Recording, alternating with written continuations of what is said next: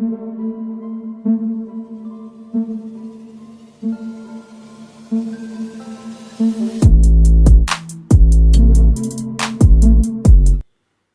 दोस्तों, scary story official में आप सबका स्वागत है। आज की कहानी की तरफ बढ़ने से पहले चैनल को सब्सक्राइब कर लीजिए और अगर कहानी अच्छी लगती है तो प्लीज़ लाइक एंड कमेंट करना मत भूलिएगा। आज जो मैं कहानी सुनाने जा रही हूँ वो मेरी खुद की एक ऐसा एक्सपीरियंस है जो कि मैं बहुत ज़्यादा डरी हुई हूँ। अभी 8 दिन पहले की ही बात है और ये स्टोरी मैंने सोचा कि आप लोगों को ज़रूर सुनाऊँ, आप लोगों के साथ शेयर करूँ। तो अभी हाल फिलहाल ही मैं अपने गांव गई थी। 2 सालों से मैं गई नहीं थी, तो मैंने सोचा कि अभी छुट्टियां हैं तो थोड़ा सा घूम आते हैं, क्योंकि मेरी दादी वहाँ रहती हैं तो मैंने सोचा उनसे मिलना हो जाएगा। तो इसीलिए मैं गांव गई और जब मैं गांव गई तो गांव का माहौल काफ़ी चेंज हो गया था। 2 सालों में ही काफ़ी चेंज हो गया था। तो मेरे दिमाग में एक बात आई कि मेरे गांव में ऐसी भूतिया घटनाएं बहुत होती हैं, क्यों ना मैं भी एक वीडियो बनाऊं। नॉर्मली मैं कहानी सुनाती हूँ, लेकिन मुझे लगा कि एक वीडियो बनाती हूँ, शायद आप लोगों को पसंद आएगा। इसलिए मैं अपना कैमरा लेकर के शाम के वक्त घर से निकल गई। मेरी दादी ने मुझे बहुत रोका कि बेटा बाहर मत जाओ, अभी तुम इतने दिनों बाद आई हो और गाँव का माहौल ठीक नहीं है। तो मैंने कहा अरे दादी कुछ नहीं होगा, मैं जाती हूँ। मेरे साथ में मेरी चाची की लड़की थी और हम दोनों साथ में जा रहे थे। बच्चे घर पे ही थे तो मैं अकेली ही निकली, क्योंकि सर्दी भी हल्की हल्की थी ही, तो बच्चों को नहीं ले गई थी मैं। बहुत मज़ा आ रहा था, वीडियो बना रही थी, लेकिन कुछ ऐसा एक्टिविटीज़ मुझे दिखी नहीं, क्योंकि मेरे गांव का जो बगीचा है, आम का बगीचा, कहते हैं वहाँ पर ऐसी आत्माएं देखी जाती हैं। लोग शाम के बाद उधर नहीं जाते हैं। तो मेरी चाची की लड़की मुझसे बोली कि दीदी उधर मत जाना, क्योंकि दादी ने मना किया है उधर जाने के लिए। तो मैंने कहा अरे कुछ नहीं होगा, चलो हम लोग चलते हैं। अब हम लोग गए उस बगीचे में, लेकिन वहाँ पर मुझे ऐसा कुछ भी नहीं दिखा। कैमरा चारों तरफ मैं घुमाती रही। तभी थोड़ी देर में चाचा जी की आवाज़ आती है, जो अपनी बेटी मोनिका को बुला रहे थे। तो वो बोलती है कि दीदी चलो हम लोग चलते हैं, पापा बुला रहे हैं। तो मैंने कहा कि ऐसा है मोनिका, तुम जाओ और मैं थोड़ी देर में आती हूँ। तो पहले तो वो राजी नहीं हुई, लेकिन चाचा जी बार बार बुला रहे थे तो वो चली गई। अब मैं कैमरा लेकर अकेली ही उस बगीचे में घूम रही थी। मुझे उस वक्त इतना डर नहीं लग रहा था, क्योंकि कुछ ऐसा हुआ भी नहीं था। क्योंकि जो मेरे बगल में एक खेत था वो हमारा ही खेत था, और हमारे खेत में हमारे एक काका थे जो बहुत बुज़ुर्ग हो गए हैं, लगभग 55 साल के हो गए हैं, और उनकी तबीयत भी ठीक नहीं रहती थी। तो वो हमारे खेतों में काम करते थे। तो वो दिखाई पड़ रहे थे कि खेतों में काम कर रहे हैं। जब मोनिका थी तब वो दिखाई नहीं पड़े, लेकिन अब मैंने नज़र डाली तो वो काम कर रहे थे। अब पता नहीं क्या कर रहे थे, लेकिन खेतों के अंदर थे, वो कुछ काम कर रहे थे। तो मैंने उनकी तरफ देखा तो मुझे लगा चलो ठीक है, काका तो हैं खेत में। उनका नाम भोला काका था। भोला काका काम कर रहे थे, तो मैं आराम से वीडियो बना रही थी।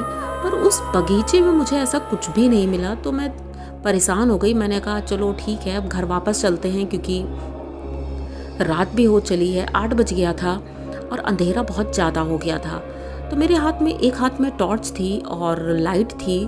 तो लाइट मैंने ऑफ़ की, टॉर्च चला करके कैमरा भी मैंने साइड कर लिया और वहाँ से चल दी। अब जब चल दी तो जब बगीचे से बाहर निकली तो अपने खेतों में आई। मुझे लगा काका से बात करते हैं, क्योंकि इतने दिनों बाद उनसे मिलना हुआ है।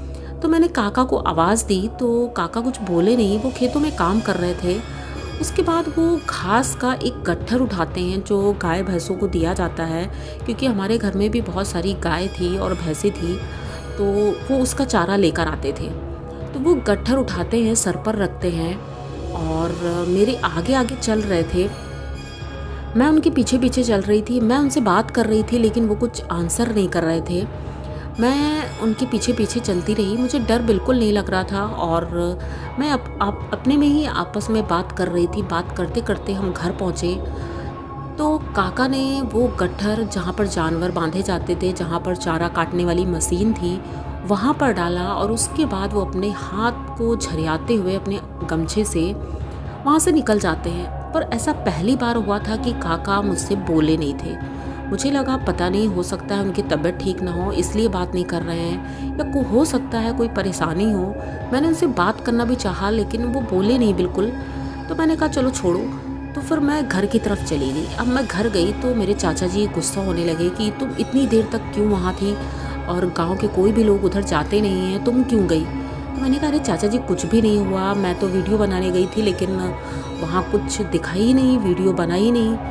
तो वो बोलने लगे इस वीडियो के चक्कर में और भी तुम्हें प्रॉब्लम होगी, तुम ये सब मत करो, ये ठीक नहीं है। तो मैंने कहा हाँ चाचा जी ठीक है, मैं वैसे भी मैं सिर्फ कहानियाँ सुनाती हूँ तो मैं कहानियाँ सुनाऊँगी, और ये वीडियो मेरे बस की बात नहीं है। तो हम लोग बस खाना वाना खा करके हम बैठे थे, बातें हो रही थी। तो बातों बातों में मैंने बताया कि वहाँ पर मुझे वो काका मिले थे ना, इस वजह से मुझे डर नहीं लगा। तो चाचा कहते हैं कौन से काका। तो मैंने कहा अरे वो भोला काका है ना, वो खेत में काम कर रहे थे, वो चारा भी लेकर आए हैं, देखो वहाँ उसके पास रखी है, जहाँ पर मशीन गड़ी है वहाँ पर रखा हुआ है, वो लेकर आए थे, तो उन्हीं के पीछे पीछे मैं आई थी। तो चाचा दादी का फेस देखने लगे और दादी मुझे देख रही थी।